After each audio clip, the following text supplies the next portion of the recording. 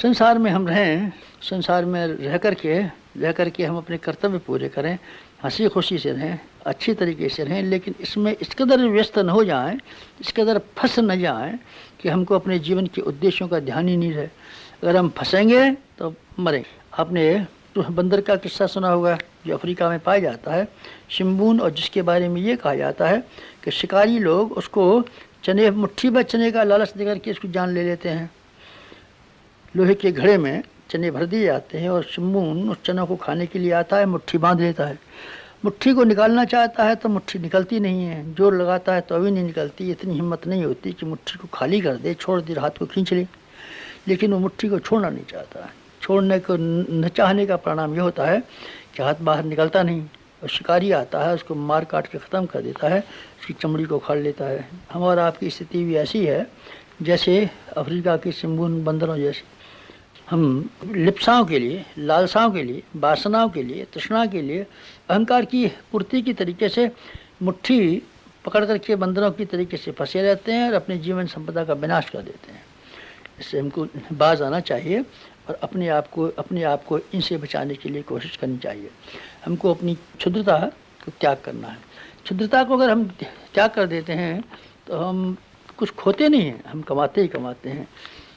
Karl Marx मजदूरों से ये कहते थे, मजदूरों एक हो जाओ, तुम्हें गरीबी के अलावा कुछ खोना नहीं है। और मैं ये कहता हूँ, अध्यात्म मार्ग पर चलने वाले विद्यार्थियों, तुम्हें अपनी क्षुद्रता के अलावा और कुछ नहीं खोना है, पाना ही पाना है। आध्यात्मिकता के मार्ग पर पाने के अलावा कुछ नहीं है। इसमें एक ही चीज़ हाथ से गुम जाती है, उसका नाम है आदमी की क्षुद्रता और संकीर्णता। क्षुद्रता और संकीर्णता को त्यागने में अगर आपको कोई बहुत कष्ट न होता हो तो मेरी प्रार्थना है कि आप इसको छोड़ दें और आप महानता के रास्ते पर चढ़ें। जीवन में भगवान को अपना हिस्सेदार बना लें, भगवान के साथ आप जोड़ लेंगे तो ये मुलाकात और ये रिश्तेदारी आपके बहुत काम आएगी।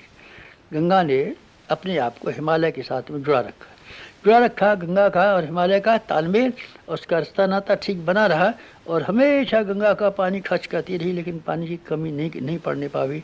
हिमालय के साथ रास्ता हम जोड़ें, भगवान के साथ हम रास्ता जोड़ें, तो हमारे लिए जीवन में कभी अभावों का और कभी उस तरह के संकटों का अनुभव न करना पड़ेगा जैसे कि सामान्य लोग पग पग पर किया करते हैं।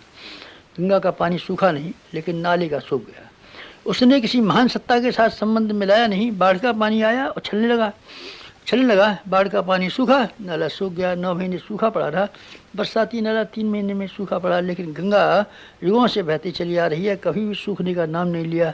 हम हिमालय के साथ जुड़ें, हम भगवान के साथ जुड़ें तो हमारे भी सूखने का कभी मौका ना आएगा। अगर हम इतनी हिम्मत कर पाएँ तब, अगर हम भगवान को समर्पित कर सकें अपने आप को, तो भगवान को हम पाएँ। हम भगवान की कला का सारा लाभ उठा सकते हैं। शर्त यह है कि हम अपने आप को, अपनी महत्वाकांक्षाओं को, अपनी कामनाओं को और अपनी दुष्टवृत्तियों को भगवान के सुपुर्द कर दें।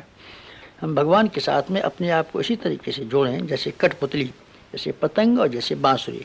न कि हम इस तरीके से करें कि पग पग पर हुकूमत चलाएं भगवान के साथ और अपनी मनोकामनाएं पेश करें। ये भक्ति की निशानी नहीं है। भगवान की आज्ञा पर चलना हमारा काम है। भगवान पर हुकूमत करना और भगवान की सामने तरह तरह की फरमाइश की पेश करना, ये तो वेश्यावृत्ति का काम है।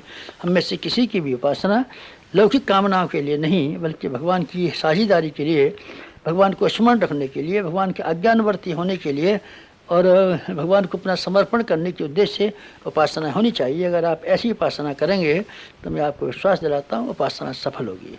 आपको आंतरिक संतोष मिलेगा। न केवल आंतरिक संतोष मिलेगा, पर आपके व्यक्तित्व का विकास होगा। और व्यक्तित्व के विकास करने का निश्चित परिणाम यह है कि आदमी भौतिक और आत्मिक दोनों तरह की सफलताएं भरपूर मात्रा में प्राप्त करता है।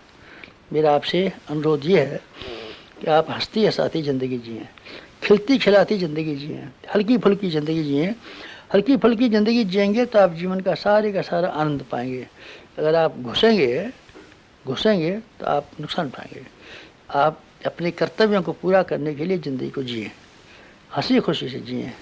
हमें मालिक की ज़िंदगी जीनी चाहिए, मालिक की नहीं। मालिक की ज़िंदगी में बहुत भारीपन है और बहुत कष्ट है। मालिक की ज़िंदगी केवल रखवाली की तरीके से, चौकीदार की तरीके से अगर हम जिए तो हम पाएंगे जो कुछ भी कर लिया हमारा कर्तव्य ही काफ़ी था। मालिक को चिंता रहती है सफलता मिली नहीं मिली, मालिक को इतनी चिंता रहती है कि अपने कर्तव्य और फर्ज पूरे किए कि नहीं किए। हम दुनिया में रहें काम दुनिया में करें, पर अपना मन भगवान में रखें, अर्थात उच्च उद्देश्यों और उच्च आदर्शों के साथ जोड़ रखें। हम दुनिया में डूबे नहीं, हम खिलाड़ी की तरीके से जिएं, हार जीत के बारे में बहुत ज़्यादा चिंता न करें, हम अभिनेता की तरीके से जिएं। हमने अपना पार्ट प्ले ठीक तरीके से किया कि नहीं किया, हमारे लिए इतना ही संतोष बहुत है। ठीक है, परिणाम नहीं मिला तो हम क्या कर सकते हैं? बहुत सी बातें परिस्थितियों पर निर्भर रहती हैं, परिस्थितियाँ हमारी अनुकूल नहीं रही तो हम क्या कर सकते थे?